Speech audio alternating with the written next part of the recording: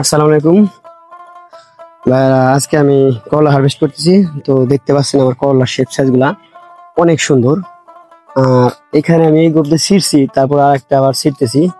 দেখেন কি পরিমাণ যে করলা ধরছে, বলার বাইরে। আর এই করলা গুলা আমি বাজারে বিক্রি করতেছি পাইকারিতে 80 টাকা কেজি, খুচরা 100 টাকা কেজি। তো মাশাল্লাহ করলার ফলন খুবই ভালো, চমৎকার।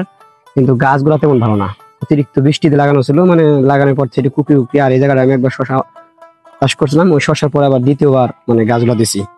গাছগুলা তেমন ভালো না, কিন্তু করলা গুলা এবারে ভাই মাথা নষ্ট করলা, খুবই সুন্দর শেপ সাইজ। আর যদি আপনারা জানতে চান যে করলা জাতের নামটা কি, এটা হচ্ছে ইন্ডিয়ান একটা ভ্যারাইটি, রুশান।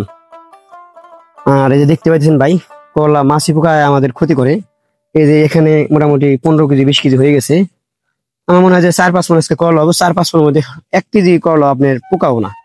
সব আমার এই যে এর ভিতরে দেখেন কি পরিমাণ, কোটার ভিতরে এদিকে আগে আসেন ভাই, কি পরিমাণ মাছি পোকা বাঁচছে, মানে পোকা নাই, সব একদম ভালো।